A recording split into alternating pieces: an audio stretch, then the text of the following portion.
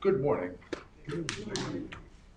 Welcome to each and every one of you who are here today.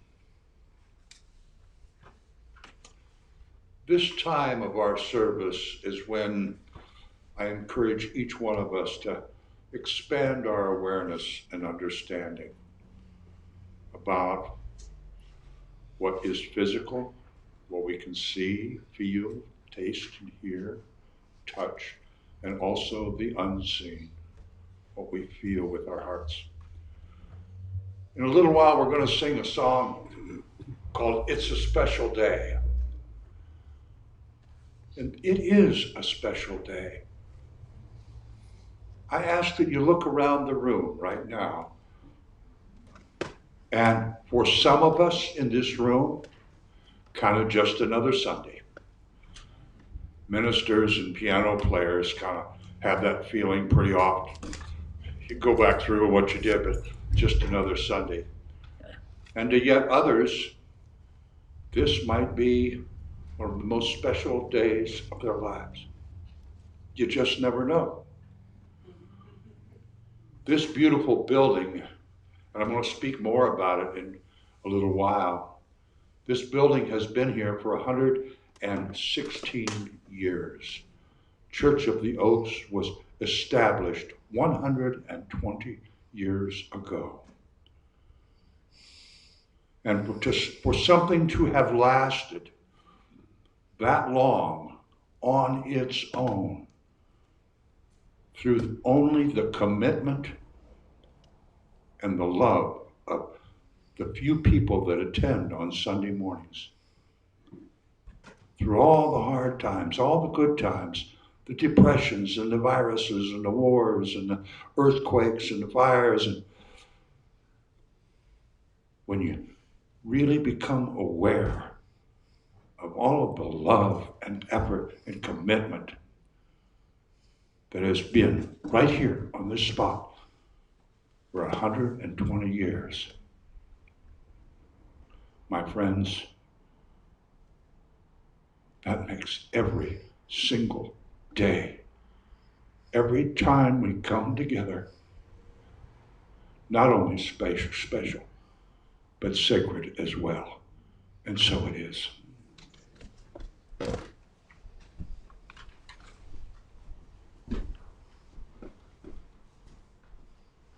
Good morning. Good morning. Last Sunday, Patrick announced that Nancy and I had sort of a special day toward the end of August. It was our 61st anniversary. And so, recognizing that and the years that went by to get us here, I'm going to take you on another one of my little trips this morning. This trip will enable you to see some of what Nancy and I have seen over those decades and experienced. So when we got married in late August 1960, Nancy was 22 years old, and I turned 22 the very next day. I know it's hard for you to believe, but that's the truth. We were so young, we were so naive and so full of plans and hope. We chose not to look at obstacles that we knew were going to appear immediately, and we just decided we would move on. We were in love. We were optimistic, and our whole life was ahead of us. So what a life it has been. There were so many ups, and fortunately, only a handful of downs, but some of those downs were doozies, I'm telling you. We only almost lost our minds once each, and we only almost went broke once, and we each managed to survive a few medical scares and move on from them. I was hired by Internal Revenue Service in 1962, and they started sending me around the state and then around the country. And we have been with IRS from San Jose to Chico, to San Francisco, to Washington, D.C., back to San Francisco, to Reno, and finally to Las Vegas, which is where we retired from IRS. But that's not the only places we managed to go. We have lived in Fairfax, Larkspur, Novato, Truckee, Auburn, all in California, and then also in Bowie, Maryland, and Arlington, Virginia. We have finally come here to grow some roots. We've now lived in Rohnert Park for the longest span of years ever in our marriage, 24 years, with all that traveling in between. But we did get to move around this country a lot. And in 2 different trips, we took driving across the country from the West Coast to the East Coast through the middle of the country. I think it's Interstate 40, that corridor. And then when we came back a few years later, we took the southern route, Interstate 80. What a magnificent land this is. There's so much beauty out there, so much grandeur. We don't regret 1 minute of all those trips. We've seen so much fantastic land, and we've met so many neat people, and we have friends all around the country. If there's one theme that we seem to follow in our life, it was when opportunity knocks on the door, enter it, open the door, and see what you're gonna get. We took a lot of steps. Oh yeah, there were sometimes some negative consequences, some serious roadblocks. On occasion, it was not certain that we were going to be able to survive them all as individuals, or even if our marriage could survive it all. But we persevered. We kept going. We kept our love strong.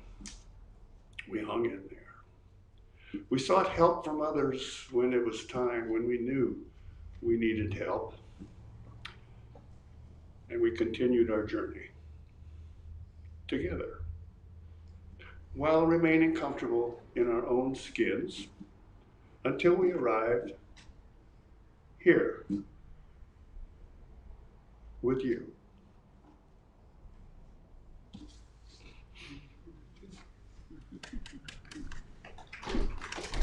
Yes.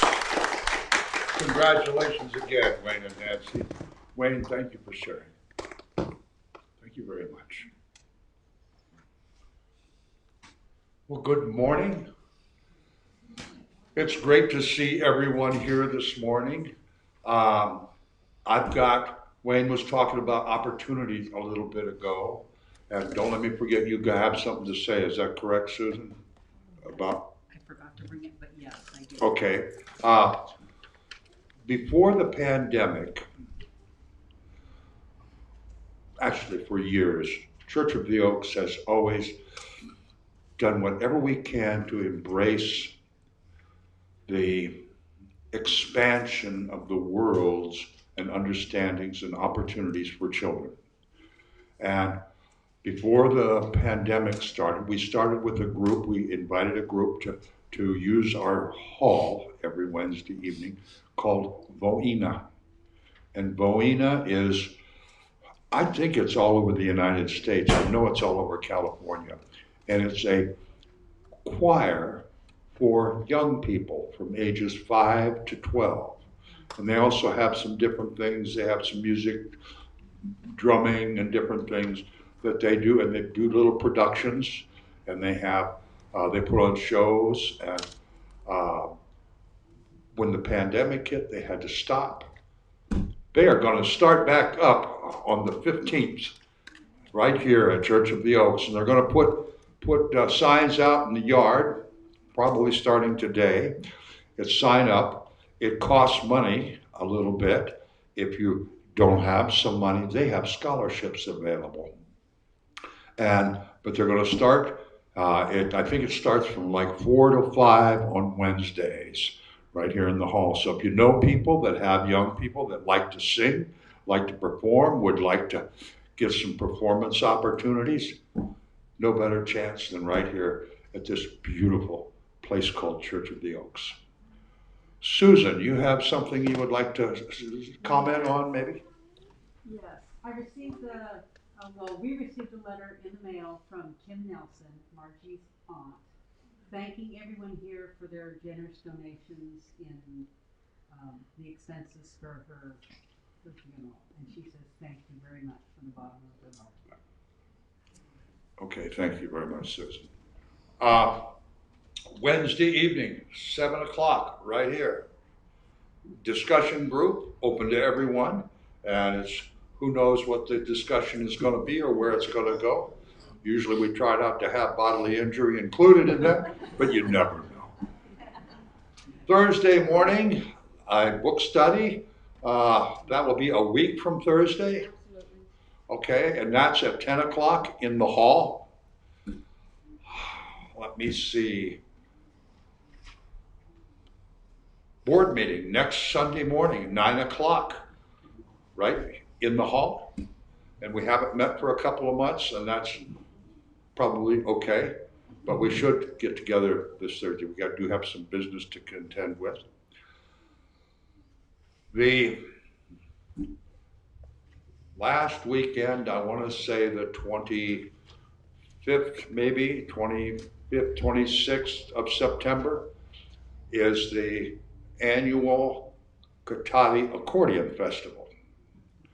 And again, we got involved with that about 6 years ago by hosting what they called the student stage, which was all the kids taking accordion lessons. And in our hall for the last 6, 7 years, we have a competition on that Saturday morning where the kids play 3 songs, and they are judged by the greatest accordionists in the world that come to the Accordion Festival. And in the past, on Friday evening, we have a fundraiser for this scholarship program because the kids are awarded scholarship based on their scores. And actually, they all get scholarships. But we usually have a fundraiser at Redwood Cafe, but that's not working out this year. The kids have already done their pieces via Zoom. So we're going to have the fundraiser Friday night. You can come and hear the greatest accordionist in the world put on a 2-hour show right here in our hall for free. The only catch is I'm going to walk around with the fork and poke you in the neck till you put money in a bucket for the scholarship fund. But if you'd like to hear the greatest accordionist in the world for free or for a little donation, stop by on the 24th at 4 p.m. from 4 to 6, and you'll have a great show. October 9th, I think, is the Cotati Music Festival. It used to be called the Jazz Festival, but now it's the Music Festival. It'll be down in the park. It'll last all day, all different kind of genres of music. It's all free, so those are things to look forward to right here in beautiful downtown Cotati. Are there any other announcements? There being none, if you will go to the Wings of Song, that's the reddish brown actual bound book, and go to 221, let's all stand up and sing with excitement, enthusiasm, and conviction. It's a special day.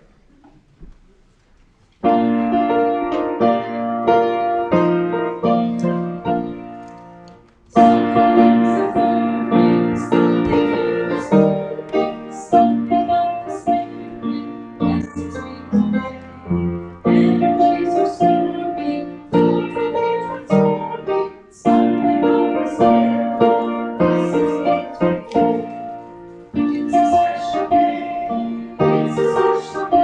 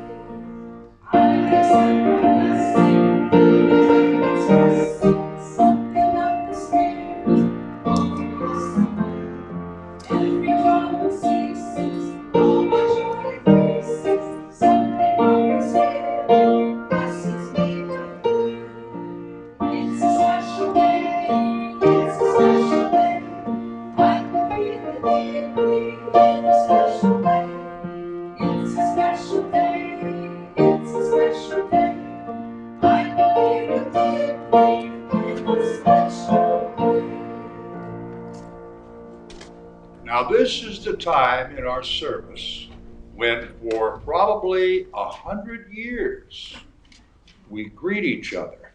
Now, this virus thing has really put a crimp on our style because we used to just walk around and hug each other. And some people are comfortable with that, others are not. So this is our time to greet each other.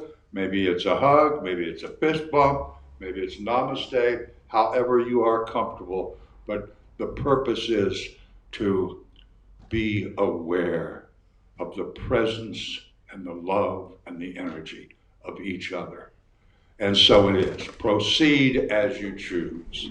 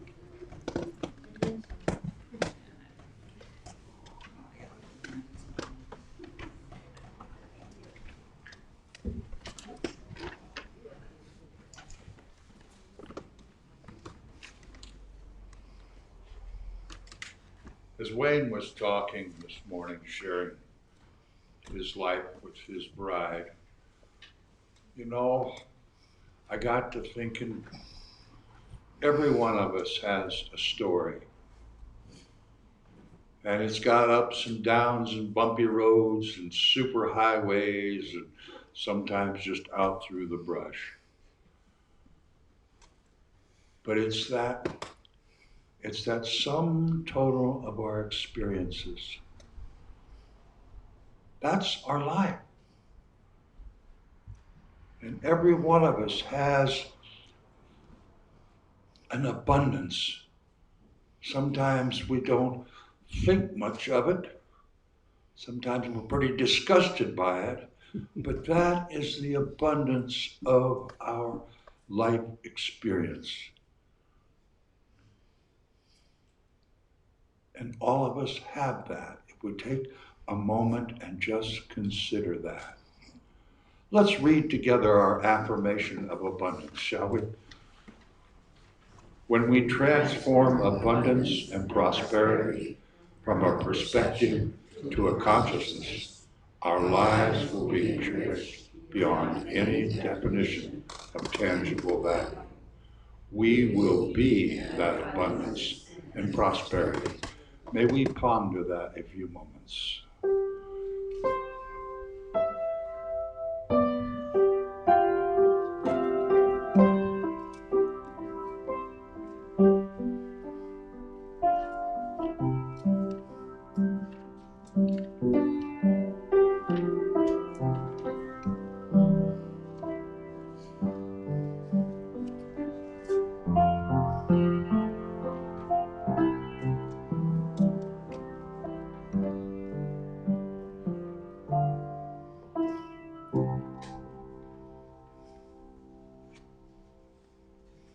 Thank you, Wayne.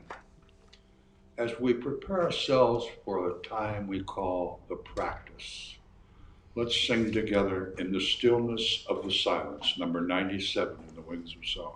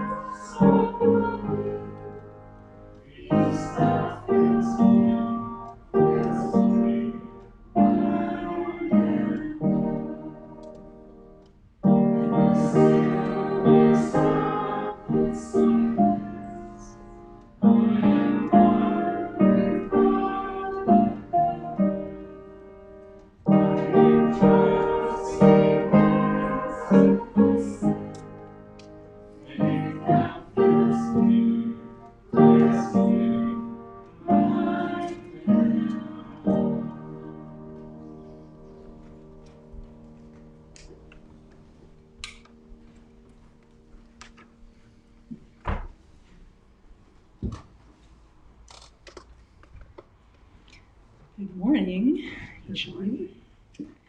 So today's practice is a little different because as I was sort of listening to Spirit's guidance this week about what to bring today, I got the little bell going off actually when I was reading a passage.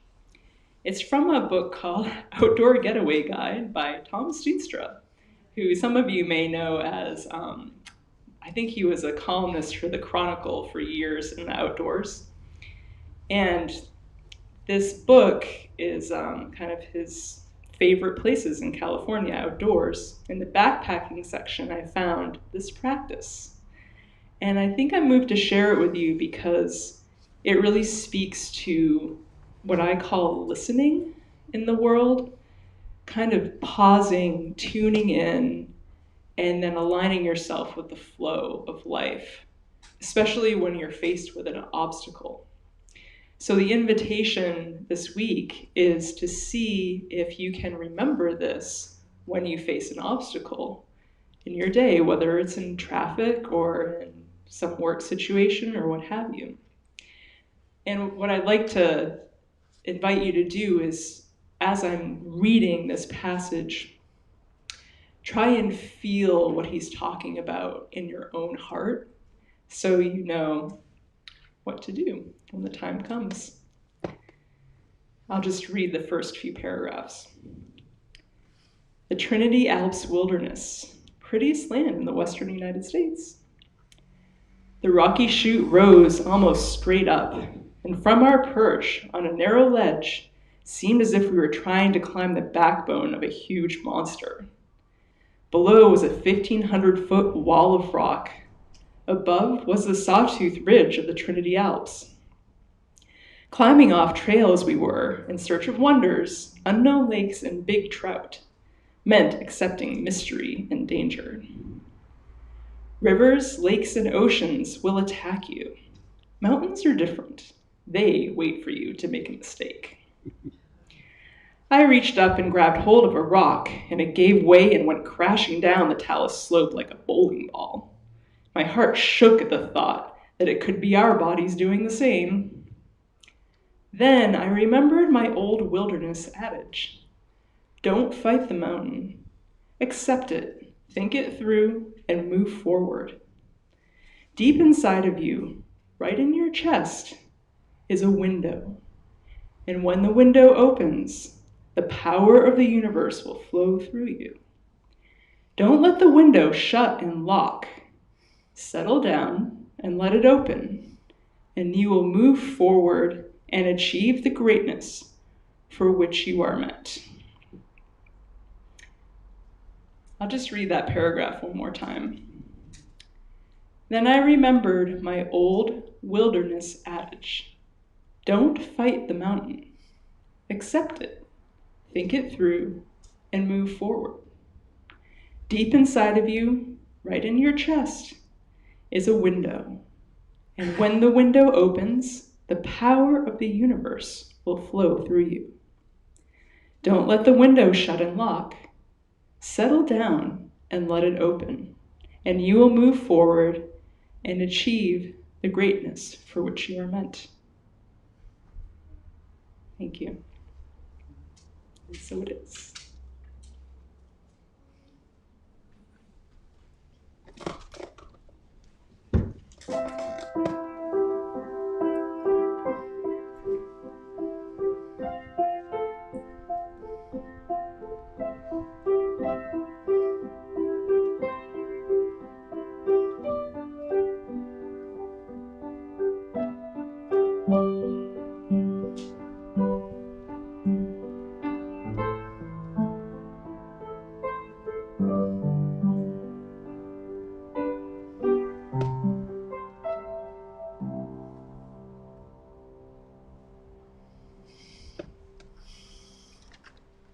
Thank you, Wayne. And thank you, Natalie. I called the message this morning, 120 years, a legacy of commitment. 120 years ago, 13 people decided to break off from the Congregational Church of Sebastopol. It seemed they grew tired of taking a 2-hour wagon or buggy ride to Sebastopol every Sunday from Katati, and stop and think about that. Through the summer, it's a delightful, beautiful ride over to Sebastopol.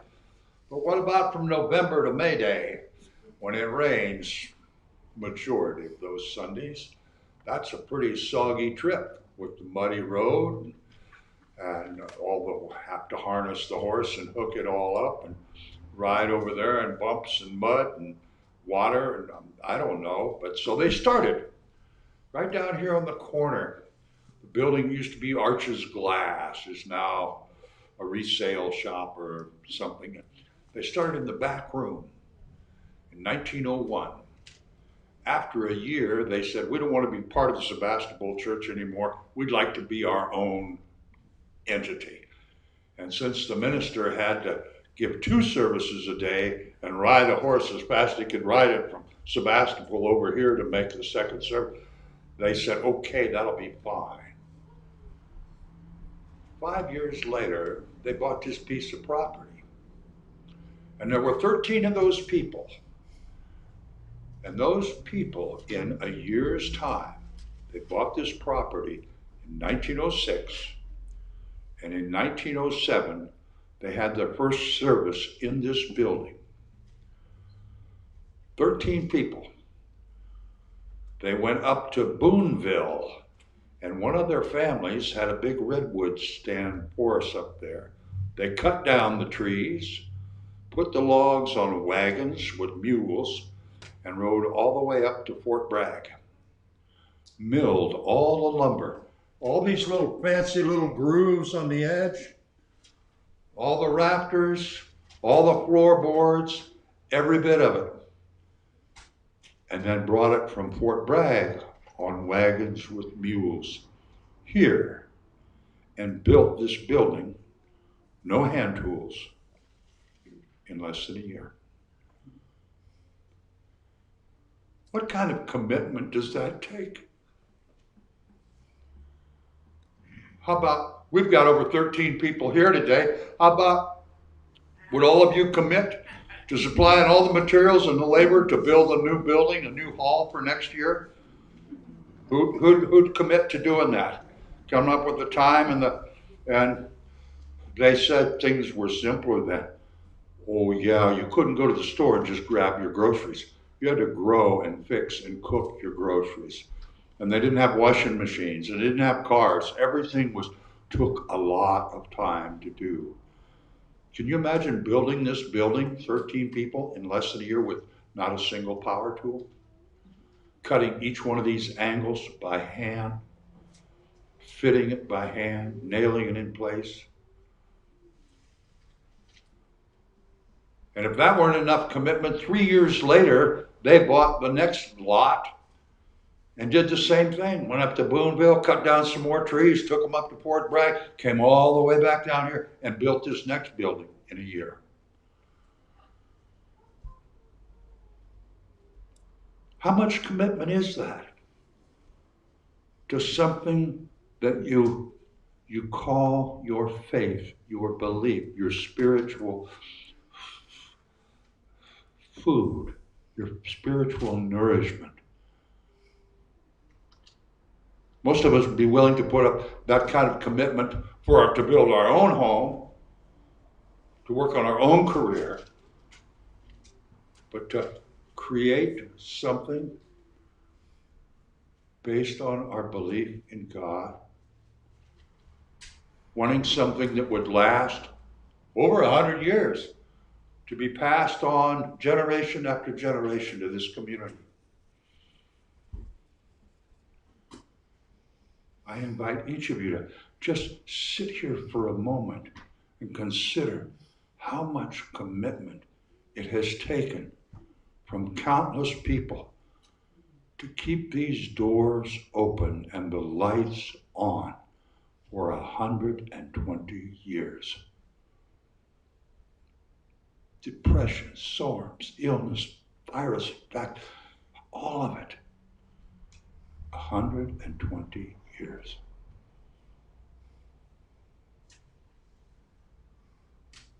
Wayne and Nancy almost know how much commitment that takes. Close.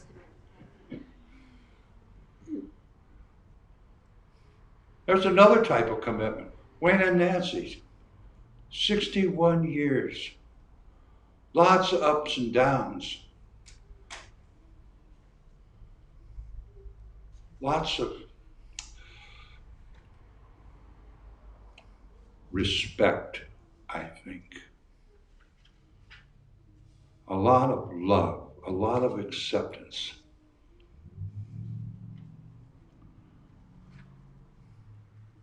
How special is it that we're sitting here today in a building that 13 people built 115 years ago?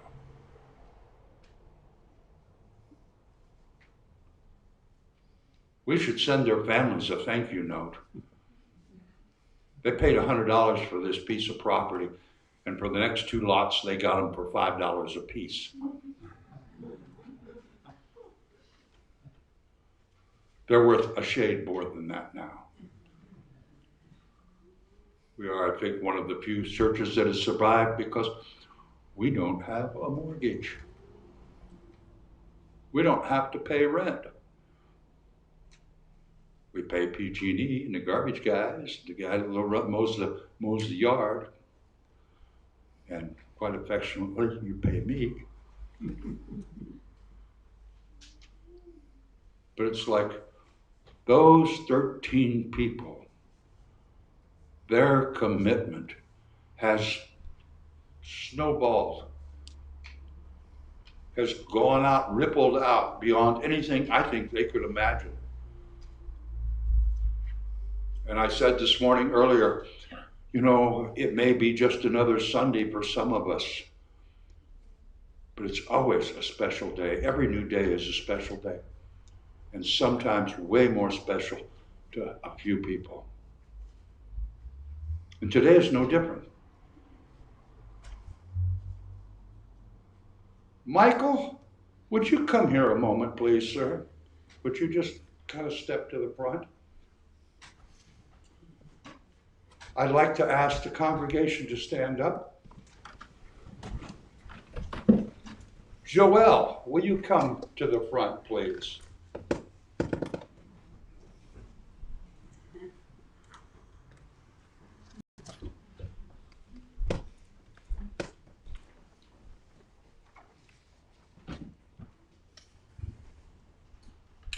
You may sit down. This is a very special day for me too, folks. Can't explain it, it just is. But Michael and Joelle have chosen to become husband and wife today. And they were very implicit that they wanted their family at Church of the Oaks and their family to witness this and be part of it, to be part of their special day. When I asked them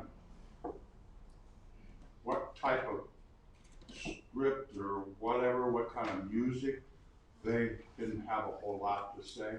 They just looked at each other like they're looking down. Got that look. But they did say something about music.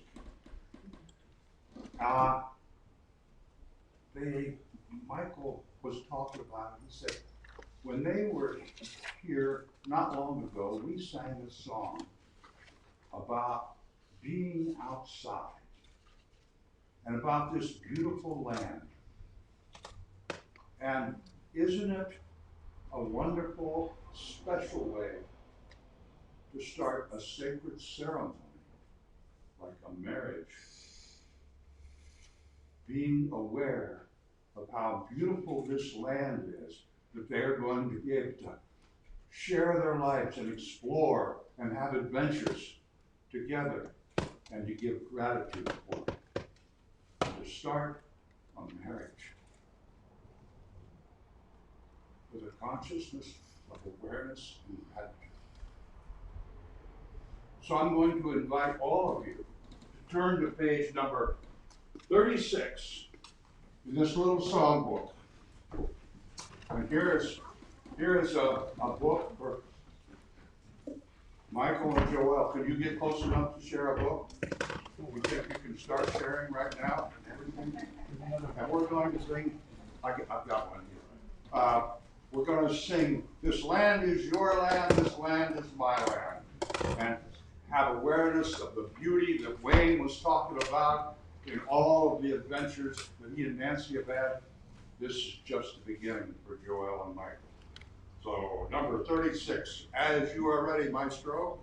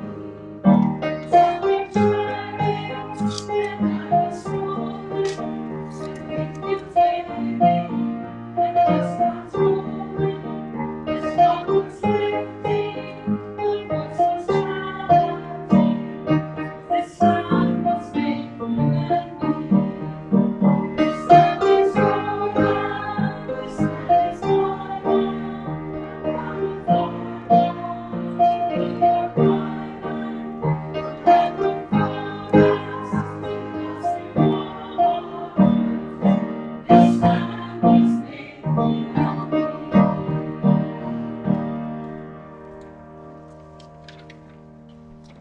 Woody Guthrie would be just so pleased that his song was the introduction song to the wedding. You know, we looked at wedding scripts. There are so many in there filled with beautiful poetry and verse. But I think I'm going to ask Michael and Joelle to consider some things, like I ask all of us to consider things. Not telling you what to believe, what to think, what to do, just to consider the possibility of some things. I've got some friends, Art and Martha, they live out in West County, outside of Petaluma. And they're farm folks. They've been married, I don't know, 40 some years. And I met them playing music once several years ago. And they had invited me out to dinner a few years back. And I said, we were talking there. They invited me to come at, I don't know, 4 o'clock on a Saturday. I said, could we make it a little late? Later, I've got a wedding to perform. They said, sure, just show up whenever. So when I got there, we were talking about the wedding and whatnot. And Martha said, Art, I want to ask you a question. We've been married for, I think she said 42 years. She said, I don't remember the last time you said, I love you. Do you love me? And he looked at her, looked her square in the eye. He said, do you remember our wedding? Yeah. He said, I told you I love you. And if that ever changes, I'll let you know. So I urge both of you, tell each other you love each other. Affirm your connection. Consider that. I think there's some wisdom in that. There's some other, as I listened to Wayne speak this morning, as you go through this adventure of life all over this land, you're going to have some wonderful times, and you're going to have some times that really push your buttons, really stretch it tight. And you are also going to have times in your life where your focus becomes the car or the house or the business or the new job or the vacation. And you're going to lose sight of what you're looking at right now.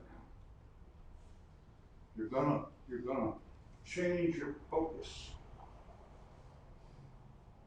from this partnership you are entering into today.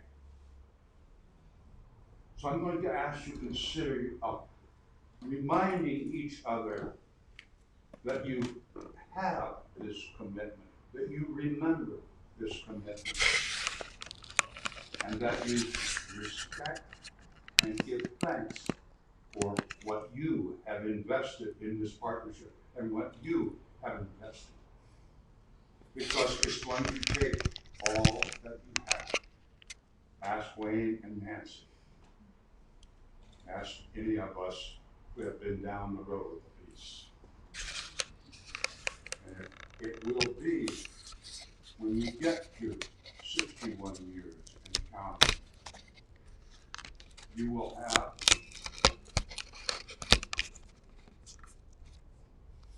the same joy and wisdom and cheer in your eye that Wayne and Nancy have. It's not sadness. It's all what we've experienced.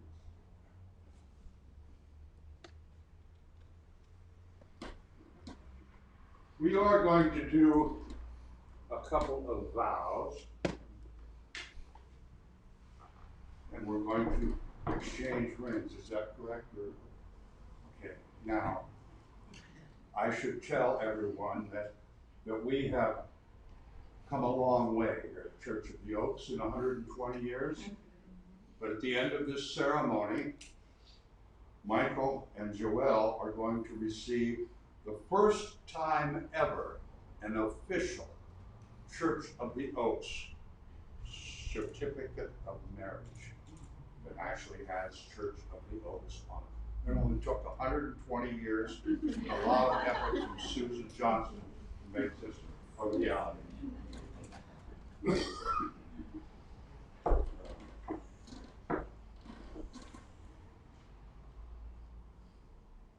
Are we ready? Wow. Michael, will you please repeat after me? I, Michael, take you, Joelle, to be my wife. I, Michael, take you, Joelle, to be my wife. To love and to cherish. To love and to cherish. Throughout life's journey. Throughout life's journey. From this day forward. From this day forward. I pledge you my love. I pledge you my love. Joelle, will you please repeat after me? I, Joelle, take you, Michael, to be my husband. I, Joelle, take you, Michael, to be my husband. To love and to cherish. To love and to cherish. Throughout life's journey. Throughout life's journey. From this day forward. From this day forward. I pledge you my love. I pledge you my love. Okay. May I have the rings, please?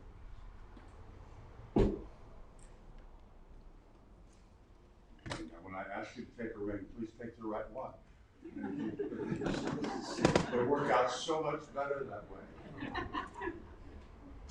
A ring is the symbol of the eternity of love and life. A ring as a circle, it represents the never-ending flow of love. As a medal, it represents the strength, even in adversity. And by its beauty, it represents that which is unique and precious. May these rings for you always be a symbol of the love that you share today.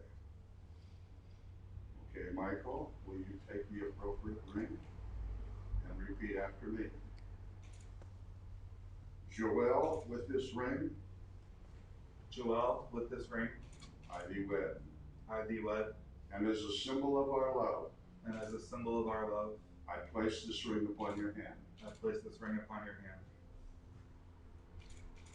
Joelle, you take the ring and repeat after me.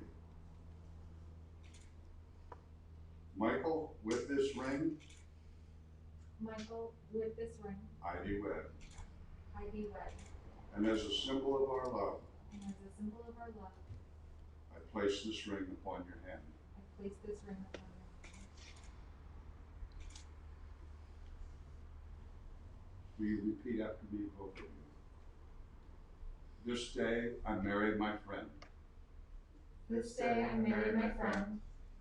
My friend that I will laugh with, My friend that I will laugh with, live with, live with, dream with, dream with, and together make these dreams come true. And together make these dreams come true.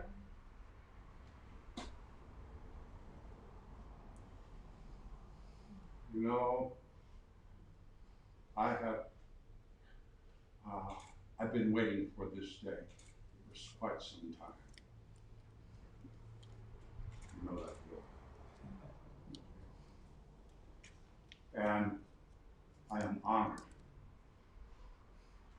And by the authority vested in me by Church of the Oaks in the state of California, and in the love and grace of spirit, I pronounce you husband and wife. You should remove your mask and kiss each other.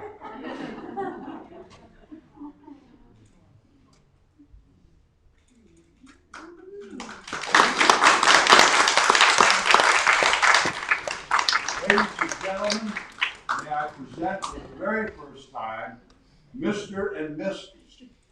Michael Hishak and Joelle Budimski.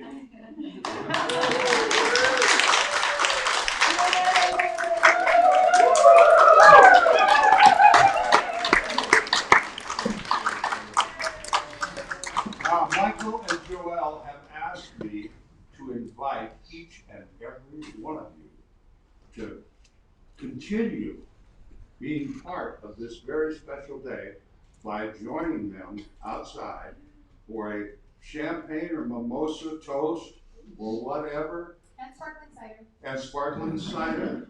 And so you're all invited, and I hope that none of us ever forgets this special day here at Church of the Oaks. Maestro?